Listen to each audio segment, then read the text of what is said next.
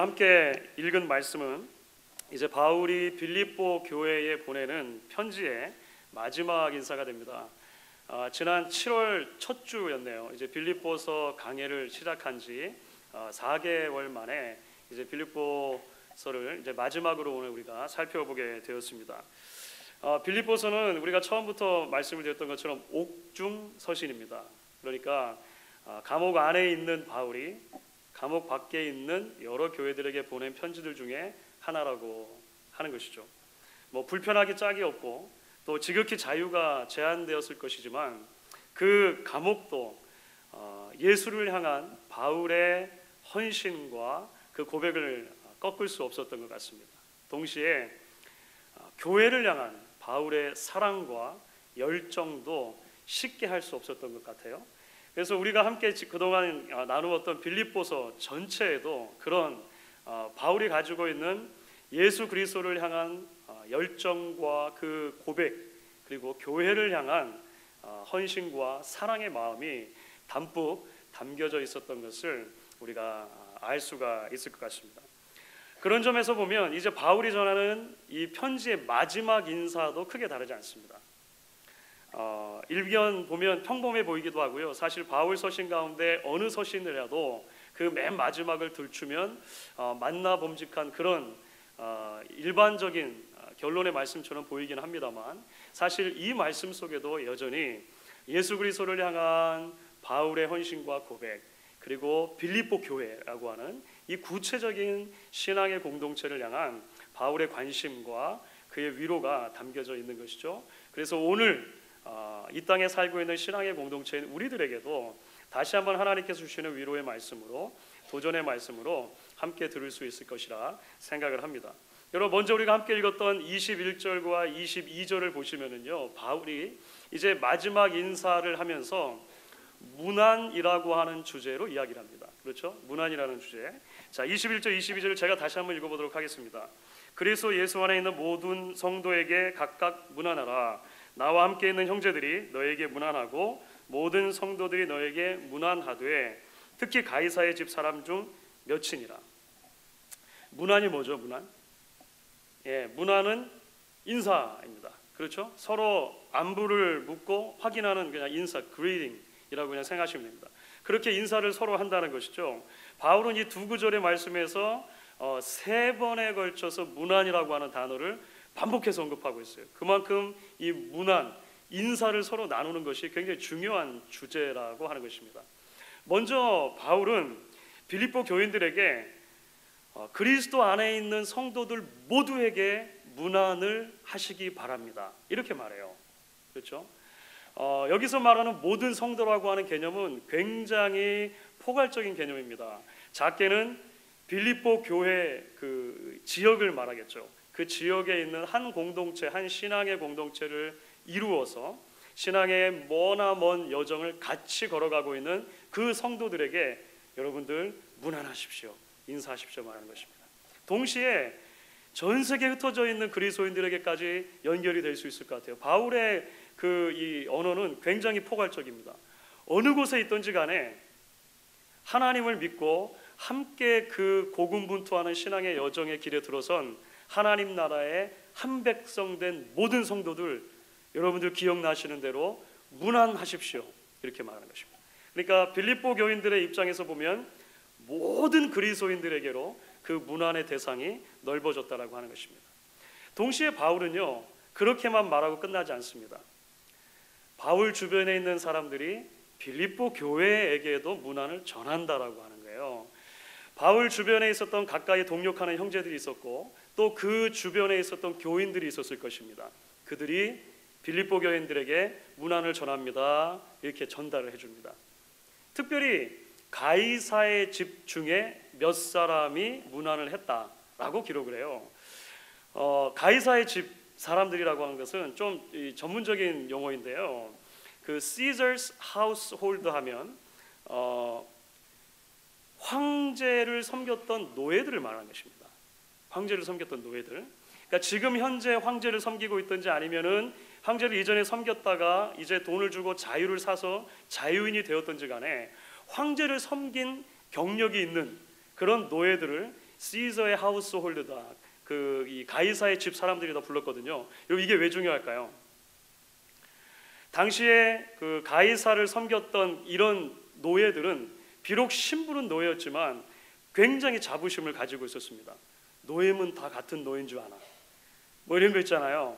나는 그래도 황제를 섬겼던 노예다 이것입니다. 그래서 그것이 굉장히 자부심이 있었어요.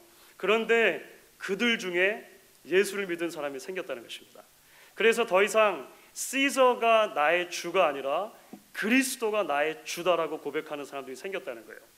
빌립보는 황제 도시입니다. 전략적으로 황제가 세운 도시예요.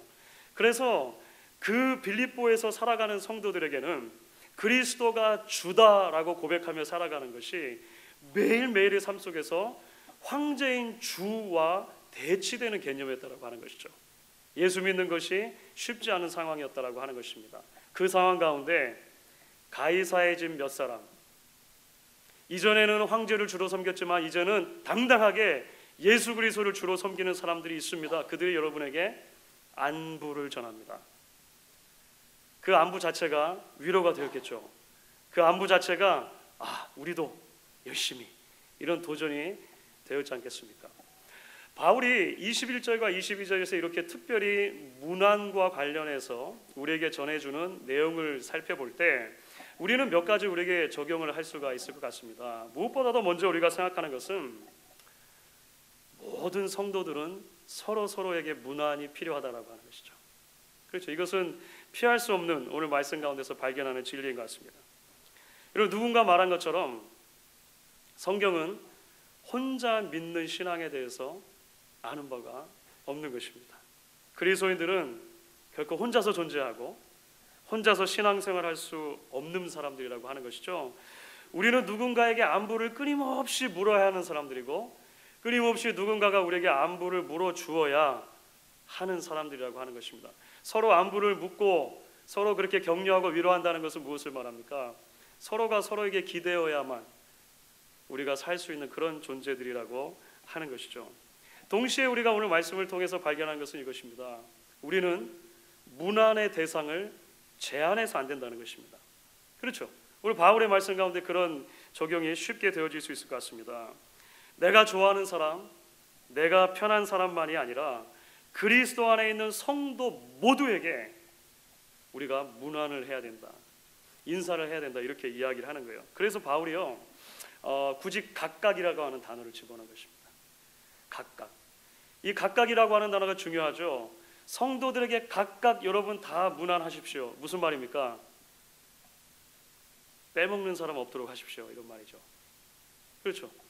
성도들 모두에게 각각 여러분들이 문안하기를 원합니다 말합니다. 함부로 마음속에 문안을 해야 하는 대상과 문안을 하지 말아야 하는 대상을 나누지 말아야 하는 이유가 무엇입니까? 첫 번째 원리로 다시 돌아가는 것이죠. 우리 모두가 다 서로 인사와 문안이 안부를 묻는 것이 필요한 존재들이라고 하는 것입니다. 우리는 본래 그렇게 지음을 받았다는 거예요. 상호 의존적으로 하나님께서 우리를 그렇게 만드셨기 때문에 우리가 서로 문안해야 할 필요가 있다는 것입니다. 그렇기 때문에 여러분, 자, 우리가 여기서 조금 더 깊이 생각해 보아야 할 것이 있죠. 진정한 문안이라고 하는 것은요, 사실 단순하게 그저 만났을 때 안녕하세요라고 인사를 전하거나 우리의 허리를 숙여서 인사의 행동을 보이는 것에 끝나지 않는다고 하는 것입니다. 사실 우리가 진정한 의미에서 인사가 되려면, 문안이 되려면 마음이 먼저 그 사람에게 가 있어야 합니다. 그렇죠. 바울은 실제적으로 거리상으로 빌립보 교인들에게 문안을 전하기 힘든 상황이에요. 그런데 그 마음이 그들에게 가 있기 때문에 그들에게 문안의 인사를 전하는 것입니다. 누군가에게서 마음이 멀어져 있거나 불편한 것이 있으면 우리가 제대로 인사할 수 없습니다. 제대로 안부를 주고 받을 수 없죠. 아무래도 표시가 나게 되는 겁니다. 그렇죠. 가끔가다 성도님들 중에 이렇게 말씀하시는 분들이 있는 걸 듣습니다. 그분이 언젠가부터 제가 인사를 해도 받지를 않으세요. 여러분들 그런 경험들을 해보셨습니까? 그분이 요즘에 저를 대하는 눈초리가, 눈빛이 이전하고 좀 다른 것 같아요. 제가 해드릴 수 있는 건 없는데 하여간 그렇게 말씀하시는 분들이 많으십니다. 그럴 수 있지 않습니까? 우리는 어떻게든지 간에 우리 마음에 있는 그 마음의 자세가, 마음의 태도가 사람들과 맺는 관계 속에서 드러날 수밖에 없다라고 하는 것입니다. 거꾸로 여러분, 마음이 없이 주고받는 인사, 서로를 안부를 묻는 것은요, 서로에게 아무런 감동이나 위로도 주지 못하겠죠. 진정한 의미에서 아무런 위로가 되지 않는다는 것을 발견하게 될 것입니다. 그래서 우리는 여기서 사실 이제 바울이 자신의 긴 편지 4장까지 이르러 오는 이 편지의 마지막 인사말을 쓰면서 문안이라고 하는 주제를 언급하는 것이 사실은 전혀 생뚱맞은 이야기가 아니라 지금까지 빌립보서 전체에서 바울이 이야기했던 굉장히 중요한 하나의 주제의 연장선상에 있다는 것을 기억할 필요가 있습니다. 그것이 무엇이냐면 성도의 하나됨이었어요. 그렇죠. 빌립보서 우리가 지금까지 우리 계속 살펴보면서 바울이 마음속에 굉장히 중요한 이슈로 삼고 빌립보 교인들에게 전했던 주제가 있습니다. 성도의 하나됨입니다. 빌립보 교회 안에 여러 가지 문제가 있었습니다. 물론 그 문제 가운데는 잘못된 복음을 전하고 듣는 그런 문제도 있었고요. 사도 바울의 권위에 도전하는 문제도 있었습니다. 하지만 문제 가운데 가장 큰 문제가 무엇이었습니까? 성도들 사이에 불화가 있는 것입니다. 다툼이 있는 것입니다. 반목이 있는 것입니다. 그래서 바울은 계속해서 자신의 서신 가운데 성도의 하나됨에 대해서 이야기를 하는 것이죠. 그리고 성도의 하나됨에 대해서 이야기할 때 바울이 가장 많이 강조하는 개념이 뭔지 아십니까? 혹시 기억을 떠올리실 수 있으시겠습니까? 한 마음이라고 하는 표현입니다. 한 마음, 한 마음, 마음을 하나로 품으라고 하는 것이죠. 1장 27절에서 바울은 빌립보 교인들에게 이렇게 말했었죠.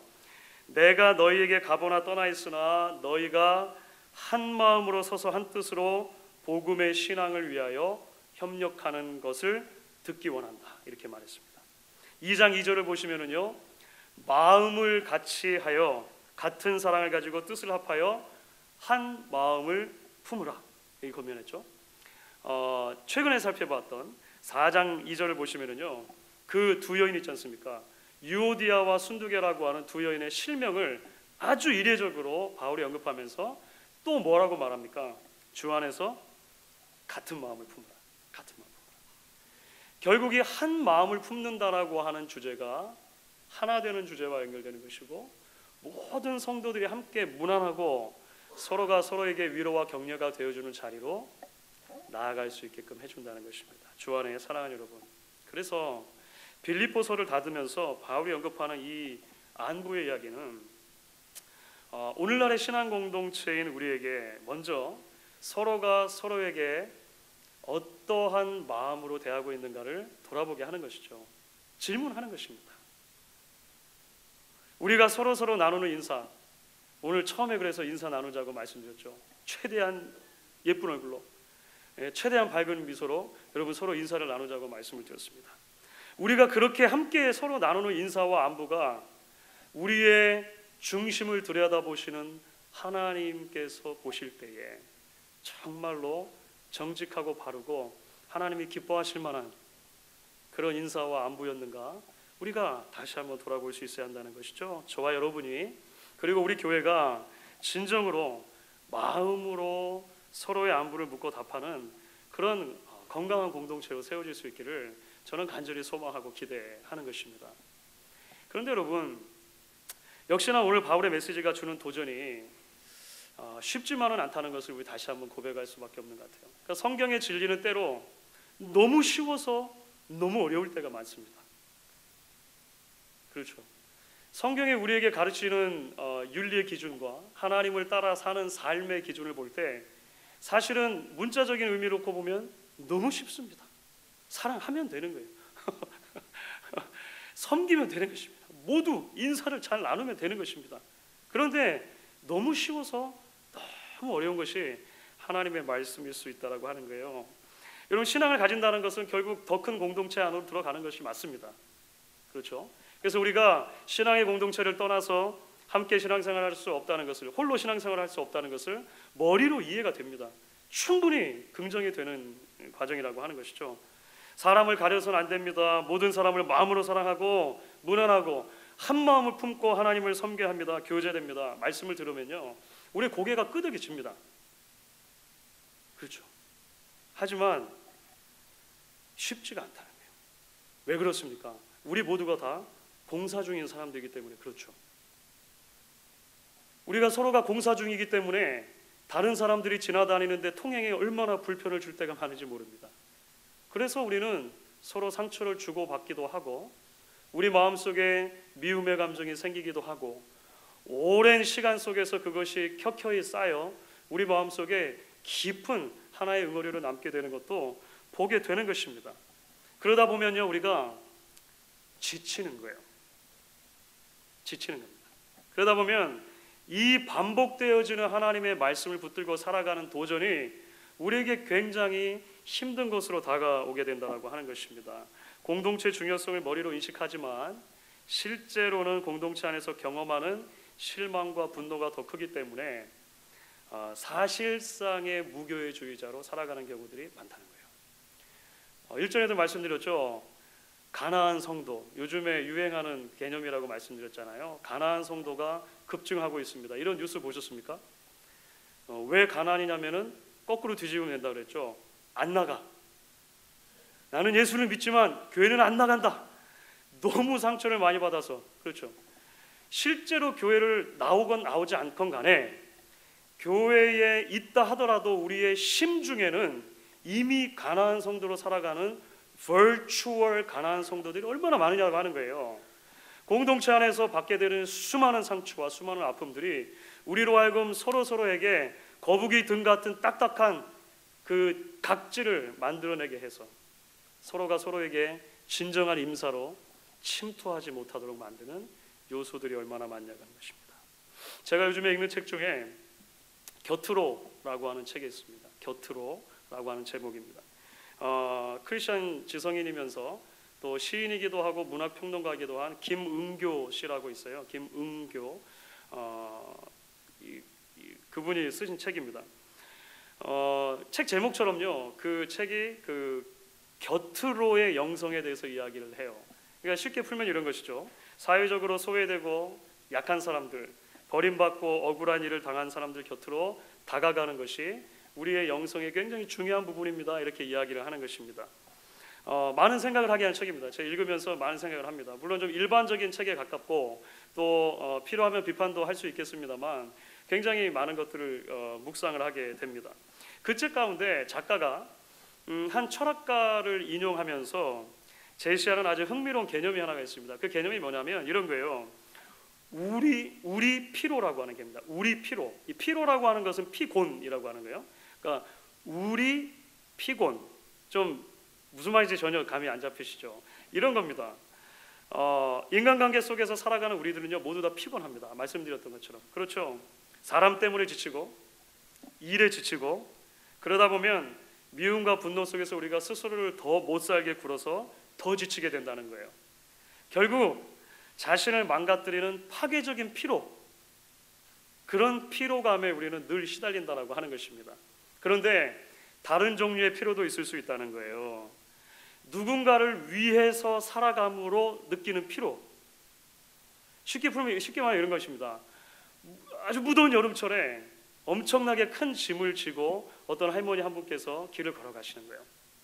나도 땀이 나고 짜증이 납니다. 그런데 그 할머니를 도와드리기로 결단했을 때 내가 힘들고 내가 피곤하지만 그 할머니의 짐을 들어드리고 나서 땀은 더 흘렀고 몸은 더 피곤할지 몰라도 마음에 기쁨이 일어나는 상태.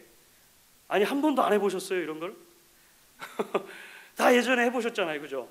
네. 그런 상태, 이런 것을 말하는 거예요. 그래서 그 철학자는 이런 종류의 피로를 이런 말로 설명해요. 너한테 지치는 것이 아니라 너를 향해 지치는 것이다. 너한테 지치는 것이 아니라 너를 향해 지치는 것, 이것이 우리 피로다 이렇게 말해요. 너한테 지치는 게 아니라 너를 향해 지치는 것. 멋진 말이죠. 아무도 안 적으시는데. 여러분 그렇죠, 여러분. 그렇죠. 여러분 우리에게는 이런 생각의 전환이 좀 필요한 것입니다. 하나님의 말씀을 붙들고 도저히 그럴 수 없는 형제 자매를 사랑하며 한 마음을 품는 수고를 너를 향해 지치는 즐거운 피로로 받아들이는 거예요. 그렇죠? 너 때문에 지치는 것은 파괴적일 수 있지만 너를 향해 지치는 것, 너를 위해 지치는 것은 말씀을 향한 순종인 것이죠. 이것은 아름다운 사랑의 고백이 되는 것입니다. 언제까지 여러분 우리가 나는 이 사람 때문에 지쳤습니다 이렇게 말하시겠습니까? 언제까지 나는 공동체 때문에 상처받았고 공동체 때문에 힘들어서 죽겠습니다 말하시겠습니까? 이제는 나도 당신을 향해서 사랑의 수고를 아끼지 않다가 한번 좀 지쳐봤으면 합니다. 한 마음이 내가 도저히 품어지지 않지만 적어도 주님의 말씀이니까 내가 한번 시도해보고, 그래서 정말로 내게 얼마나 기쁜 피로감이 오는지 한번 좀 도전해보고 싶습니다. 적어도 우리가 그렇게 생각을 바꿀 때, 적어도 우리가 그렇게 우리의 사고의 방향을 바꿔나갈 때 그 방향성이 우리 안에 일으키실 하나님의 일에 대한 소망이 될 수 있다는 것이죠. 그렇기 때문에 여러분, 이제 우리가 바울이 전하는 마지막 인사의 후반부 23절로 자연스럽게 연결이 됩니다. 23절 말씀 우리 같이 한번 읽어보시면 좋겠습니다. 같이 읽겠습니다. 주 예수 그리스도의 은혜가 너희 심령에 있을지어다. 사실 여러분, 바울 서신을 좀 익숙하게 읽어보신 분들이라면요, 바울 서신을 넘기다 보면 마지막에 가서 마지막 인사에 거의 예외 없이 이런 종류의 인사로 맺는 것을 보실 수가 있습니다. 그렇죠? 여러분, 그리스도의 평안이 있기를 원합니다. 그리스도의 은혜가 있기를 원합니다. 이렇게 계속 이야기를 합니다. 그런데요, 지금까지 말씀드렸던 것들을 종합해서 볼 때, 그리고 21절과 22절 특별히 그 문안이라고 하는 주제와 관련해서 볼 때, 바울의 이 정말 마지막 인사는 또 새로운 의미로 우리에게 다가오는 것이죠. 여러분, 먼저 바울은요, 주 예수 그리스도의 은혜를 이야기합니다. 그렇죠? 예수 그리스도께서 가지고 계시는 은혜, 예수 그리스도께서 주시는 은혜가 있다는 거예요. 그리고 나서 뭐라고 말합니까? 그 은혜가 너희 심령에 있기를 원하노라. 문자 그대로 하면 그 은혜가 여러분의 영혼과 함께 하기를 원합니다, 이런 말이죠. With your spirit. 여러분의 영혼을 그 은혜가 지켜주시고 여러분의 영혼을 그 은혜가 함께 해주시기를 바랍니다 말하는 것이요. 지금까지 우리가 쭉 살펴보았던 빌립보서 전체의 주제와 이제 연결을 시켜보죠. 성도들의 영혼에 함께 해주시는 주 예수 그리스도의 은혜가 그들을 말씀대로 살도록 붙들어 준다라고 하는 것입니다. 그 은혜가 환난 가운데서도 소망을 가지고 살게 해주시고, 상처 가운데서도 용서하게 해주시고, 분열 가운데서도 한 마음을 품게 해주는 것입니다. 그 은혜가 있어야 우리가 서로 진정한 마음으로 문안할 수 있는 것이고, 그 은혜가 있어야 하나님이 기뻐하시는 그 아름다운 신앙 공동체 자리로 나아갈 수 있다는 거예요. 그런데 도대체 그 은혜가 어떤 종류의 은혜입니까? 그 은혜가 어떻게 우리에게 표현이 되었습니까? 빌립보서에서 그것은 너무나도 아름다운 언어로 우리에게 주어지고 있죠. 우리가 이미 이전에 살펴보았던 빌립보서 2장 5절부터 7절까지 말씀입니다. 빌립보서 2장 5절부터 7절은 우리 같이 한번 읽어보도록 하겠습니다. 너희 안에 이 마음을 품으라. 곧 그리스도 예수의 마음이니 그는 근본 하나님의 본체시나 하나님과 동등됨을 취할 것으로 여기지 아니하시고 오히려 자기를 비워 종의 형체를 가지사 사람들과 같이 되셨고 사람의 모양으로 나타나사 자기를 낮추시고 죽기까지 복종하셨으니 곧 십자가에. 예수님의 은혜는 한마디로 어떻게 요약할 수 있을까요? 예수님의 은혜는 곁으로의 은혜다라고 이야기할 수 있을 것 같아요. 제가 읽었던 그 책을 굳이 인용한다면 그렇겠죠. 곁으로의 은혜입니다.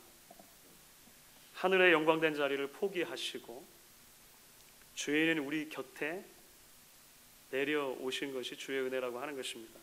그리고 주인의 우리를 위해서 죽으시는 것을 결코 아까워하지 않으신 것이 주의 은혜라고 하는 거예요. 그뿐입니까? 지금도 끊임없이 저와 여러분은 하나님의 말씀의 기준에 따라 살지 못하고 있습니다.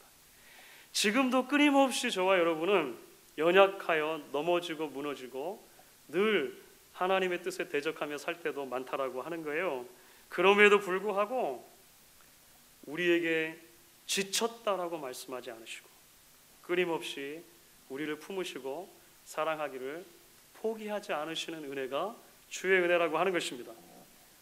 우리 때문에 지치시는 것이 아니라, 우리한테 지치시는 것이 아니라 우리를 끊임없이 사랑하시다가 자신의 모든 것을 다 소진해 주셔도 좋다 말씀하시는 은혜가 예수 그리스도의 은혜라고 하는 것이죠.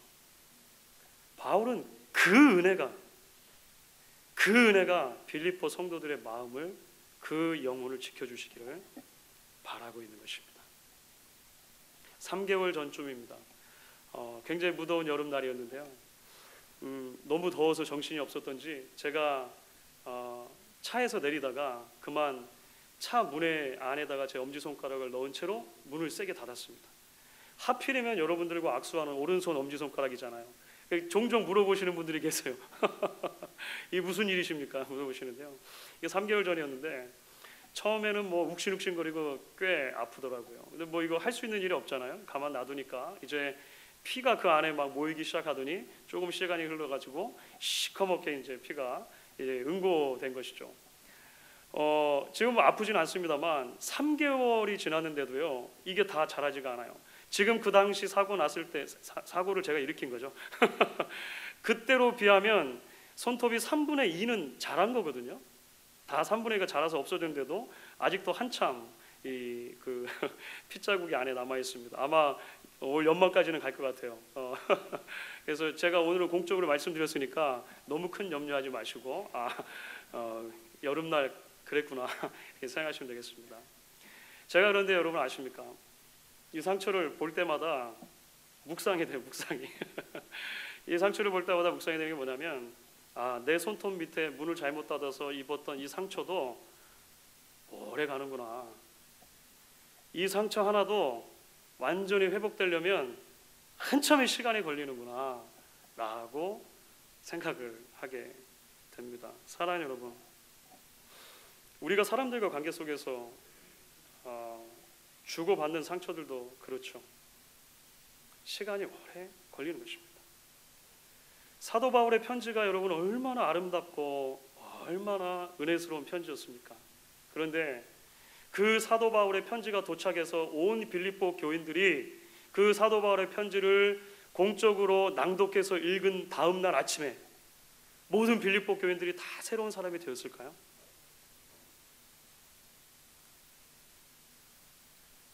지금까지 가지고 있었던 삶의 고난과 어려움과 아픔과 슬픔들이 빌립보서라고 하는 편지를 읽고 나서 눈 녹듯이 다 없어졌겠냐는 것입니다. 유오디아와 순두계, 이 편지를 읽고 나자마자 서로 부둥켜 안고 울면서 내가 왜 그랬을까? 내가 잘못했다. 이렇게 했겠냐는 것입니다. 물론 했으면 좋겠죠. 그런데 그렇게 했을 것 같지가 않아요. 왜냐하면 그것이 우리의 정상적인 본성이기 때문에 그렇습니다.